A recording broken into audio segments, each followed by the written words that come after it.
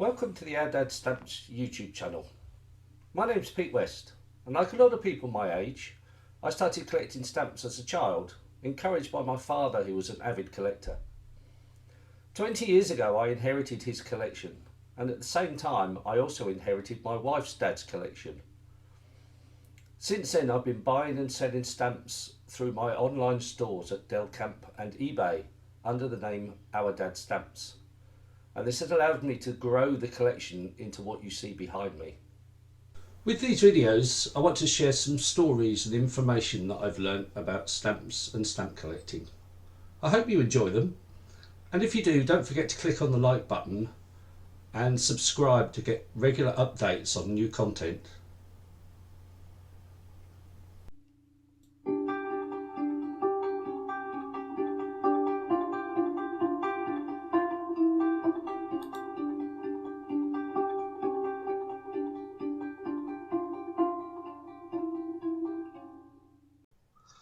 Hello again from Our Dad Stamps.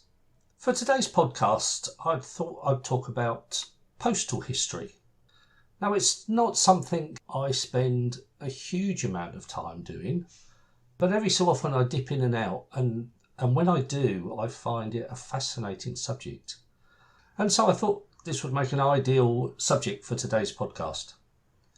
This actually came about because I bought a cover from a well-known dealer that I've used on several occasions, and I have to be honest, when I bought the cover I didn't look too closely at what I was buying.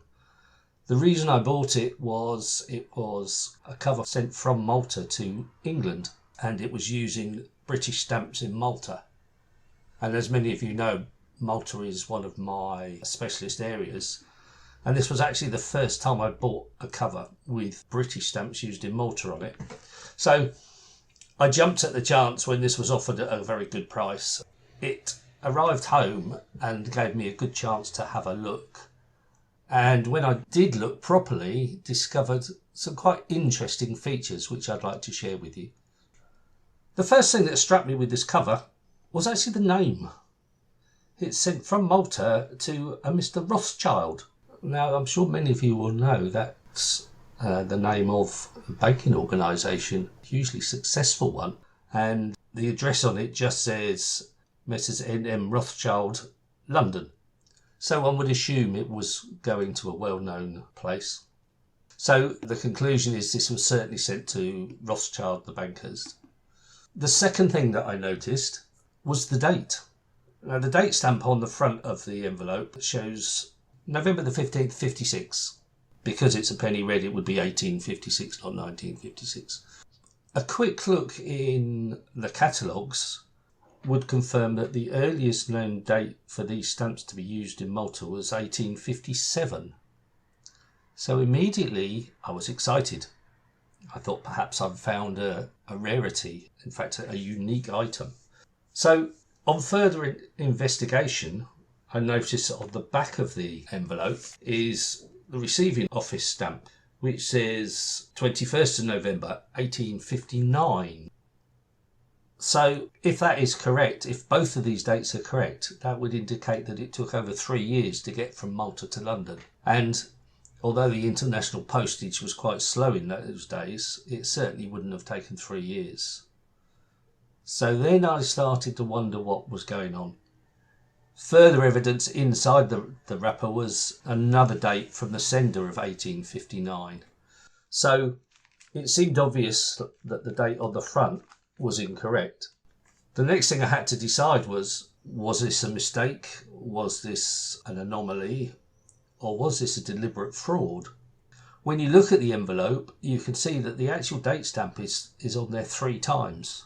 If you're going to perpetrate a fraud, it's unlikely you're going to do it 3 times on the same piece, because that would heighten the chances of it being found out. The date stamps are also tied to the cover. What that means is that the date stamp overlaps the stamp and the cover itself. So although that doesn't guarantee it hasn't been forged, it's a lot more difficult. And close inspection, I was pretty certain that the date stamp was applied correctly at the time it was sent. So with a lot of looking around and a lot of talking to people that know these things, the final conclusion was that actually the date was incorrectly put on the date stamp. These date stamps have what they call slugs, where you can change the date. So there's the numbers from 0 to 9, and you can interchange the date, the day, and the year. So it's assumed that the 6 should actually have been a 9, but was put in upside down. So the actual date of this was November the 15th, 1859, not 1856. And that means it took 6 days to get from Malta to London, which is a much more realistic figure and seems the most likely explanation of this occurrence. The interesting thing, though, that leaves 2 further questions. This was posted in November 1856. Was that date stamp incorrect for the 11 months that it was used? Or did the post clerk find an old date stamp, decide he was going to change the date on it, and just make a mistake? After all, a lot of these post offices were quite dark and dingy places, so the lighting wouldn't have been great, and it is known that these mistakes happen. However, I'm still intrigued to wonder whether it went unnoticed for 11 months, whether this was just a one-off, or if it occurred on a lot more covers sent that day.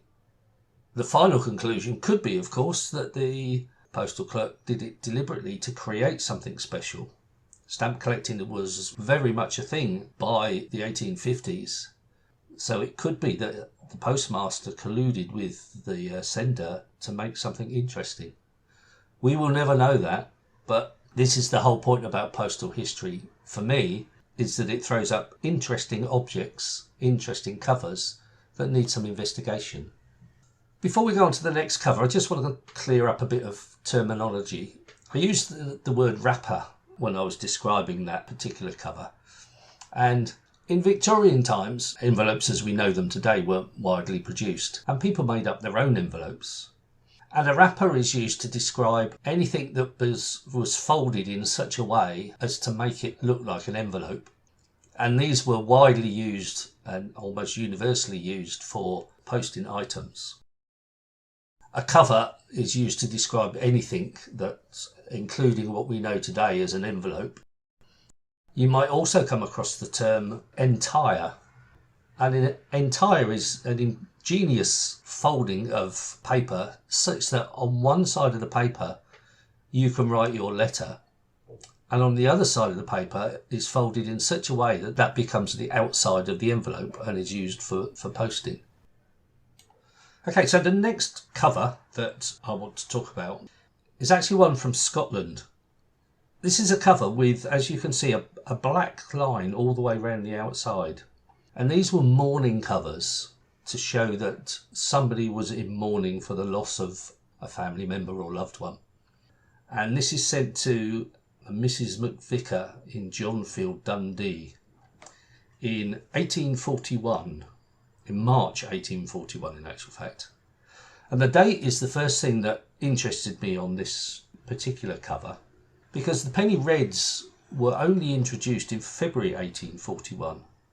So to have one within a month of its introduction is quite rare, and it also indicates that this particular penny red is one of the original penny reds. And on further investigation, I believe this to be from plate 9, which was actually a penny black plate and then reused to print the penny reds. So for that reason alone, it's quite an interesting object and worth having. I did a bit of research into the Mrs. McVicar, Johnfield, and it could be that she was the wife of the Reverend John McVicar, who lived in Johnfield, Dundee, and died around about that time. So it's very possible that this letter was sent as condolences to his wife. The next cover I'm going to show you is of interest because of the postmark on the front of it. This is sent to Robert Bartlett, Esquire, solicitors in Chelmsford. But on the front of the envelope, you can see a postmark that says Godmersham Penny Post. Now, these particular penny postmarks were used before penny black was introduced. And the receiving post office would mark the envelope with this to show that the sender had paid the required penny for the post to be sent. And although it's not hugely rare, it is quite unusual to find the penny postmark as well as a penny red on the same envelope or the same cover. So having one of those makes this worth more than a normal envelope. This was also sent in January 1844, which makes it a very late use of the penny post stamp. So all in all, this is, whilst not the rarest of covers, it's quite an unusual cover and quite nice, even though it looks a bit tatty and worn. It's one worth having. The fourth cover I want to talk about is an interesting one for the content, not for the particular cover itself. This is actually an entire, it's what I said before, where a single sheet of paper is folded in half and the letter written on one side and the rest of it is folded in such a way as to make an envelope. And because it's got the letter inside it, I was able to read the contents. Well, at least I tried to read the contents. As with a lot of writing in the Victorian era, it is very difficult to decipher. And much of the contents of this letter I really have no idea. But what I did manage to decipher was the sender was actually Sir Edward Hamilton. And the reason I can be certain it's Sir Edward Hamilton is his address at the bottom is shown as Cumberland Terrace, Regent's Park, London, which is where he actually died in March 1851. So that makes this interesting in itself, just because of the person who sent it. So Edward Hamilton was made a baronet in 1819 for his efforts in the Navy, primarily where he recovered a ship which was moored in the Spanish port of Puerto Cabello, and with a small command of soldiers and sailors, he sailed over to the boat, captured it, and recovered it for the British fleet. He became a rear admiral in 1821 and finally an admiral in 1846, which was a few years after this letter was written. So the history of this actual person I find fascinating, and the fact that I've got one of his letters is amazing. As I said, I really can't make out what the letter says. I can't even make out who it's written to. All I can is that it's sent to Rye in Sussex, but nevertheless fascinating. The final one I want to share with you is something quite different, but nevertheless still fascinating when you delve into the history. And this was actually sent to my wife's grandparents, who lived in Jamaica at the time. And it was sent from Russia in 1915. Now, most of you will know that 1915 was during the First World War, and Russia at the time was heavily involved in the war. And this card was sent by somebody presumably in the Foreign Office, because it's written completely in English, from Petrograd in February 1915, just thanking him for his hospitality when presumably he was in Jamaica. The really funny thing is that the address finishes with Jamaica, BWI, which stands for British West Indies, America. It's as if in Russia they had no idea where Jamaica was. What I find fascinating about this particular, it's a postcard actually, but what I find fascinating about it is how it managed to travel from Russia across to Jamaica during the First World War. As I said, it was sent from Petrograd in Russia in the 22nd of January 1915, and it arrived in Kingston, Jamaica on the 2nd of March, and Brownstown, Jamaica on the 3rd of March. But there is no clue as to how it got across from Russia to Jamaica. It's a shame there aren't further postmarks and further clues of where it went on the way. Well, there is my quick roundup of postal history. I hope you found it interesting, and if it's something you want to get into, my advice would be to specialise, to find something you're interested in quite early and just go for that. There are so many letters covers out there that you cannot possibly collect everything from everywhere. My choice has been to go down British Postal History, franked with a Maltese cross. There are plenty out there and plenty at an affordable price, although there are also plenty at a very expensive price. The difference is the expensive ones tend to be ones where people have researched and found exactly what the letter is, the stamp is, and it's something a bit special. However, if you want to start yourself off like I have done, it's very easy and reasonably cheap to find them on the internet and at fairs and various odd places. So happy hunting if that's something you fancy doing. Thank you for listening, and we'll see you again in 2 weeks' time on Our Dad Stamps. Thank you for listening to the podcast. I hope you found it interesting and enjoyable. Don't forget you can visit my online stores at eBay and Delcamp under the name of Our Dad Stamps, where I have over 2,000 items for sale.